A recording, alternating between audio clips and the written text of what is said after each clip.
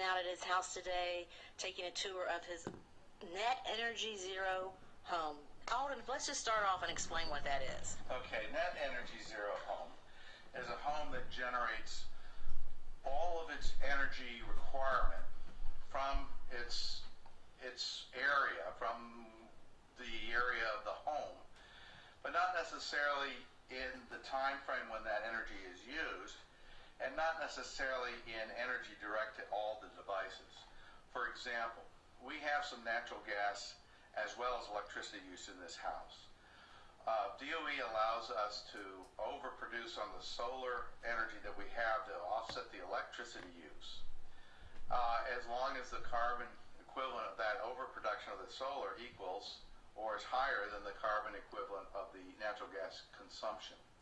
Also, we're allowed to net meter, that is, generate the solar energy when the sun shines, even though we're not using the energy, but we use the energy from the grid later at night, which is essentially an electric grid credit from the utility daily, because we're all at work during the sunshine, and then we come home at night and use energy in the house. So the net of that, the net of the solar energy production and the carbon equivalent, equals zero month to month to month in this house. At the end of the year, we are essentially zero net energy by DOE's definition. Awesome. Now that's pretty complicated, so let's talk about some of the strategies you've used to get to that net zero definition. Well, the strategies we've used in this house were to use overproduction of solar, more than we need for electricity on a day-to-day basis. And the excess solar electricity I use to charge an electric vehicle. Now, I'm also using natural gas in this house. And natural gas has a carbon footprint. I can't say, because natural gas is an energy source, that I'm net zero unless I can somehow offset that natural gas use with the on-site generation that's occurring at this house. But because I overproduce with the solar, I charge an EV. That EV I do not use gasoline then for. The gasoline carbon savings I can use as an equivalent offset against the natural gas. So that's one mechanism that helps me achieve zero energy. Other technologies I use, of course I mentioned already the solar panels. That's a big part of a zero energy house, because you're not going to be able to generate a lot of renewable energy from other renewable resources on site unless you're probably using solar. But also energy efficiency is important. We have LED light bulbs in all our lighting. We have front load washer and dryer. We have Energy Star appliances for all our appliances. We have high SEER rated air conditioning equipment, higher than the code requires. We have a very efficient envelope in the house. That's the insulation. Foam roof in the attic, so that our conditioned space includes the ductwork. That is, the ductwork's not running through the hot attic before it cools the house. And finally, I know there's a couple of other things energy efficiently wise. Our windows, a lot of them face south, and so we can help heat the house in the wintertime with the sunshine passively. So those are some of the things that help make this house work. So if people don't know about this, is this something they can do at their own home?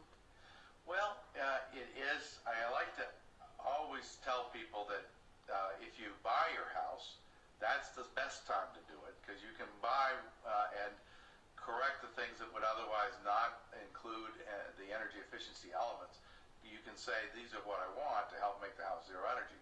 But everything that we're using is a retrofit type technology. Retrofit means I can come in and I can add it later. But there are certain requirements, like I can't put solar panels on a roof that's shaded by trees. That's not going to be a wise application for that technology.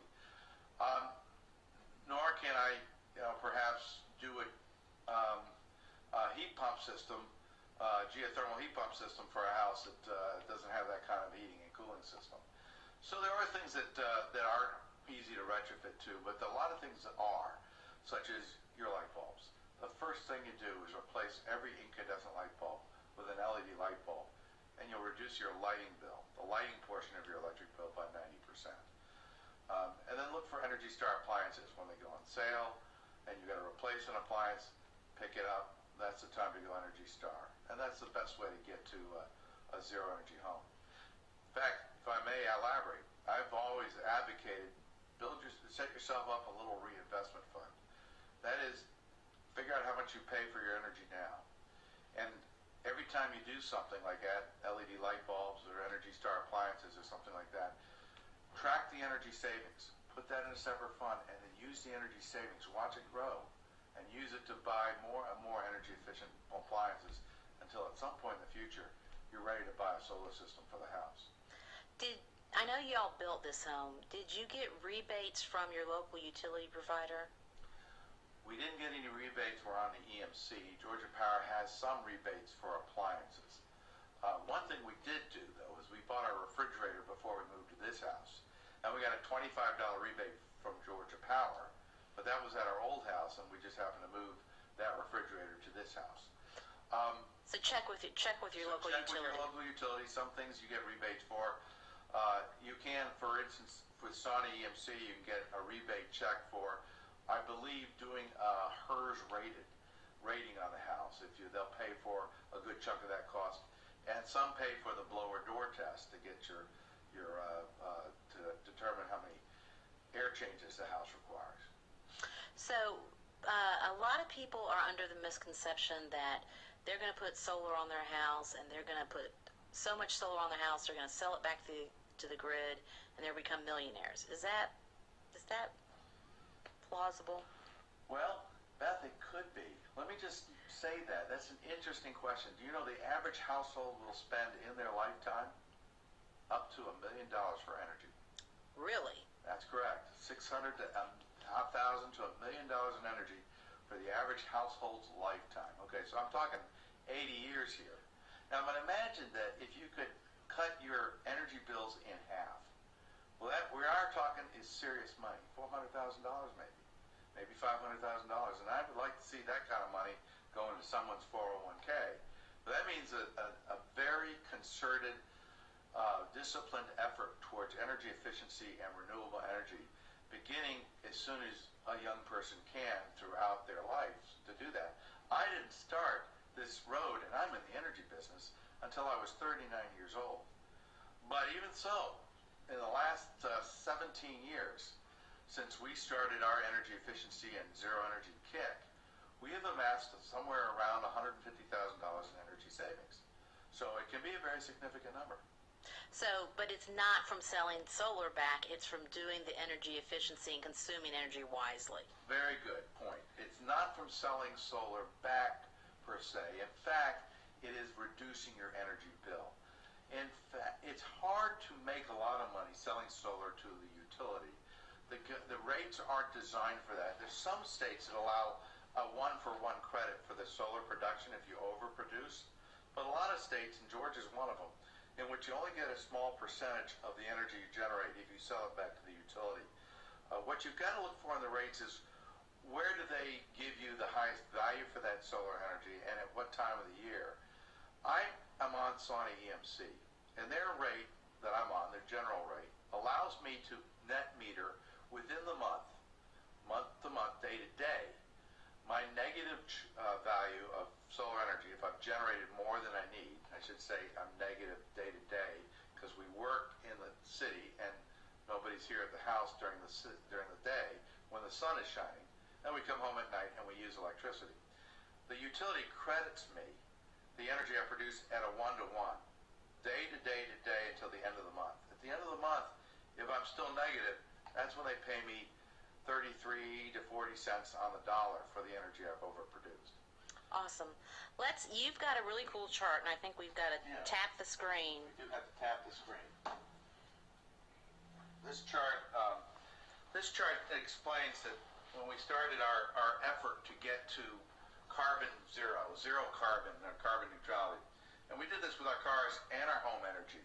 So all of our energy, when I talk about energy use, we started back in 1997, and as a family, we were, from our energy perspective, about 9.5 metric tons per month was our emission rate. That was the impact of our energy.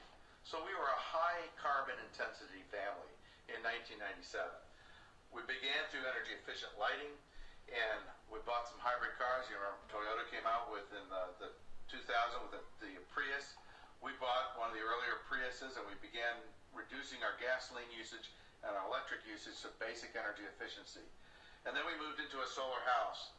And we got our carbon reduction down by about 67% through 2008 until we sold our solar house in Virginia, relocated into Georgia. And in Georgia, we made some additional improvements, but we were in a non-solar house for a while until about 2015 when we bought our current solar house, and I bought an EV vehicle. And the EV vehicle does, for me, it's a Bolt, a Chevy Bolt. It takes my excess solar and charges up. So I get full value for that solar. But also, it helps me reduce my carbon footprint because I'm essentially driving on solar energy as well as using that solar energy for my own house. So you're saying forget walking on sunshine, drive on sunshine. Drive on sunshine, yes. Great. I commute to work daily on solar energy, and now our carbon footprint is less than less than 7/10 of a ton per month. The remaining amount of carbon that we emit from our energy use, because I still buy a little bit of gasoline from my wife's car, is carbon offsets that my company Sterling Planet provides. We bought a bunch of carbon offsets so that we could be certified carbon neutral household. Okay, so this is really exciting, and you've sort of gone through and shown us how you did it and told us, what kind of steps you took. Why did you do it? Well, as a person of faith, Beth, I went to a conference in 1998. In fact, I was struggling with some of my consulting work at in Washington, D.C. And I went up to Harrisburg. It was the beginnings of the Interfaith Power and Light movement. And we convened a conference. And I remember this statement, and it hit me powerfully. The United States is responsible for probably 20% of the world's greenhouse gas emissions, 20-25%, somewhere in that neighborhood. But in actuality, from all the products that we consume, as a consuming country, and the manufacturers said products being overseas, we're literally responsible for more than half of the carbon emissions that are caused on this planet. And when I look at the impacts of carbon change and see countries like Tuvalu and some of the island nations like Tuvalu and Bangladesh and others suffering from traumatic storms and other what I consider climate change events, I said to myself, how can I as a Christian square myself, and I'm in the energy industry, I know better, square myself with the idea that I consume 50% of the stuff that causes carbon emissions, and we don't give a darn for the people in these third world countries. And I have to say, Beth, the words of Jesus speaks powerfully to me, especially from Matthew chapter 40, where he says, whatever you do to the least of these brothers of mine, you do unto me. So I began thinking, I need to not end up at the end of my life answering to my maker, what did I do about climate change? Did I do something that was going to impact the world beneficially for the rest of the world? Then we made that considered effort at that time to reduce our carbon footprint and to do it through things that we knew, energy, and to do it in a way that we can encourage others to follow. And are you suffering? No. As you can see, my wife loves this house. She's comfortable with air conditioning. I'm in Georgia. It's 95 degrees outside. It's 72 degrees inside. And it's all covered by our solar array. We're making a return on investment. We did it with almost 100% Georgia product to do it. I mean, if I could say anything to our government and our legislators in Georgia, this is a recipe for economic growth for our country. Gosh, we could solve the world's problems and actually make money doing it. What a concept. Win-win. Win-win. Unintended benefits. Well, I think so. Yeah.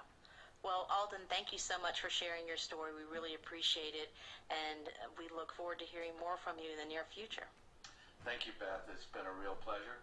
And thank you for coming to my house. Thanks. Bye-bye. Bye.